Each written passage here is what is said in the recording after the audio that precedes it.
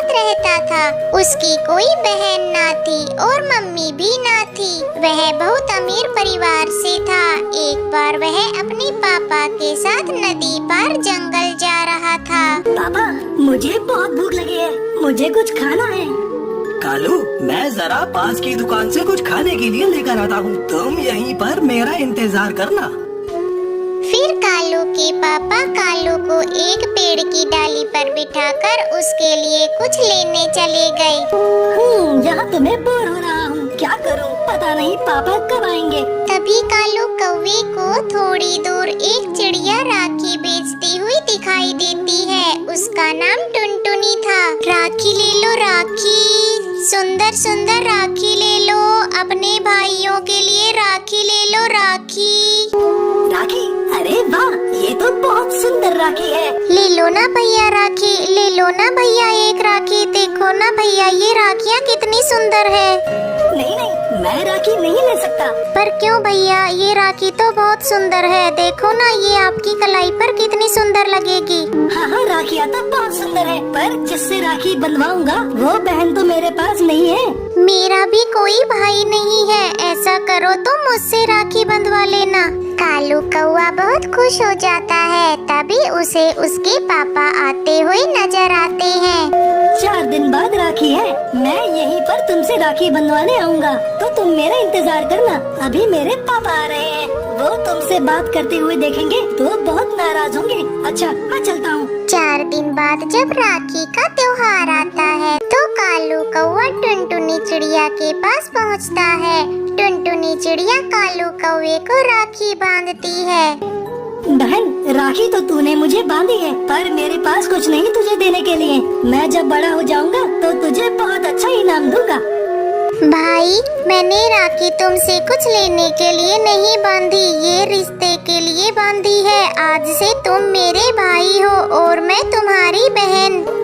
अच्छा ठीक है, अब मैं तुम्हें अपने जूते तो दे ही सकता हूँ। देखो, तुम्हारे पैरों में जूते भी नहीं है। टुनटुनी चिड़िया के लाख मना करने के बाद भी कालू कौवा उसे जूते दे देता है। टुनटुनी चिड़िया उन्हें लेकर बहुत खुश होती है।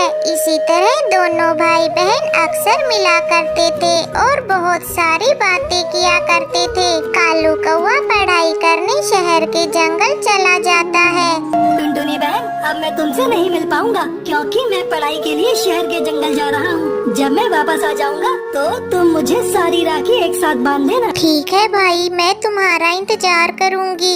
कुछ साल ऐसे ही बीत जाते हैं और दोनों भाई बहन बड़े हो जाते हैं और कालू की भी पढ़ाई पूरी हो जाती है और वो अपने घर आता है। फिर एक दिन हरी तोती टुनटुनी चिड़िया के पास आती है और उससे कहती है, अरे टुनटुनी बहन, तुझे पता है तेरा भाई वापस आ गया है और राखी भी आने वाली है। अब तुझे इंतजार नहीं करना पड़ेगा। तू इस बार अपने भाई को राखी बांध देना। फिर 4 दिन बाद राखी का त्योहार आता है और टुनटुनी चिड़िया कालू के घर पहुंच जाती है। टुनटुनी चिड़िया उसका बहुत बड़ा घोंसला देखकर हैरान रह जाती है और वो अंदर जाने लगती है।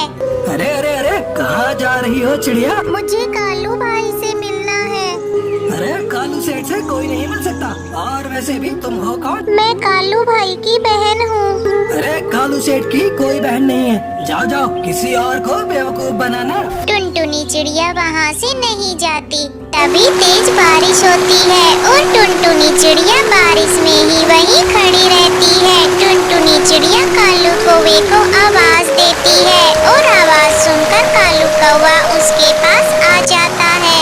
अरे कालू भैया, तुम इतने सालों से कहाँ थे? मैं हर राखी पर तुम्हारा इंतजार कर रही थी। कौन हो तुम? भूल गए कालू भाई, आज से कुछ साल पहले मैंने तुम्हें राखी बांधी थी और तुमने मुझे अपनी बहन बनाया था। क्या बता रही हो तुम? मैं तुम जैसे छोटे पक्षियों को अपना रिश्तेदार बनाऊंगा? ये झूठ है। नहीं भैया, ये सच है। तुम मुझे अपनी बहन कहते थे और मैं आपके लिए राखी भेजती थी। तुमने कुछ साल पहले ही मुझसे राखी खरीद कर मुझसे ही राखी बंधवाई थी। मुझे ऐसा कुछ याद नहीं, और अगर ऐसा हुआ भी है तो वो मेरे बचपन की बात थी। अब सब भूल जाओ, मेरी कोई बहन नहीं है। अब यहाँ से निकलो। पता नहीं कहाँ से आ जाते गरीब पक्षी। टुनटुनी चिड़िया दुखी मन से वहाँ से चली जाती है। कई दिन बीत जाते हैं। एक दिन जंगल में कई सारे चील आ जाते हैं और कालू कौवे की आँखों पर हमला कर देते हैं। कालू कौवा घायल होकर नीचे गिर जाता है। तभी थोड़ी दूर पर टुनटुनी चिड़िया वहाँ से गुजरती है और उसे ऐसी हालत में देखकर टुनटुनी चिड़िया उसे हॉस्पिटल ले जाती है और डॉक्टर टुनटुनी चिड़िया से कहती है, टुनटुनी चिड़िया, हमले की वजह से तुम्हारे भाई की आंखें चली गई हैं और उसके पास समय बहुत कम है। हमें जल्द ही किसी पक्षी की आंखों का इंतजाम करना पड़ेगा। ये क्या कह रही हो डॉक्टर? तो फिर आप ऐसा करिए, आप मेरी आंखें कालू भाई को लगा दीजिए।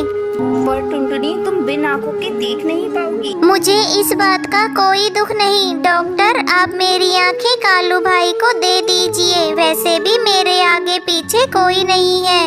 अब मैं अपने भाई की नजरों से दुनिया देखूंगी। टुनटुनी चिड़िया एक पत्र लिखती है और डॉक्टर को दे देती है और डॉक्टर से कहती है, डॉक्टर दीदी, जब मेरे भाई कालू को मेरी आंखें लग जाए तब भाई को ये पत्र दे देना, पर किसी को भी मेरे बारे में मत बताना। ठीक है टुनटुनी, जैसा तुमको सही लगे। डॉक्टर टुनटुनी चिड़िया का पत्र कालू कौवे को दे देती है और उसमें लिखा होता है, कालू भाई, तुमने शायद भाई बहन के रिश्ते को मजाक समझा, परंतु मैंने तुम्हें अपना भाई समझा। अब मैं आपको अपनी आंखें दे रही हूँ। इन आंखों में कभी आंसू मत आने देना और कभी किसी का दिल मत तोड़ना। तुम्हारी बहन टुनटुनी। ये सुनकर कालू कौवा और उसके पापा की आंखों में आंसू आ जाते हैं। वो दोनों अपनी गलती पर बहुत पछताते हैं, लेकिन अब पछताने के सिवा और बाकी भी क्या रह गया था, क्योंकि टुनटुनी तो जा चुकी थी दूर, बहुत दूर। प्लीज इस कहानी को लाइक, अपने दोस्तों के साथ शेयर और चैनल को सब्सक्राइब करना बिल्कुल मत भूलना। आपका बहुत बहुत धन्यवाद।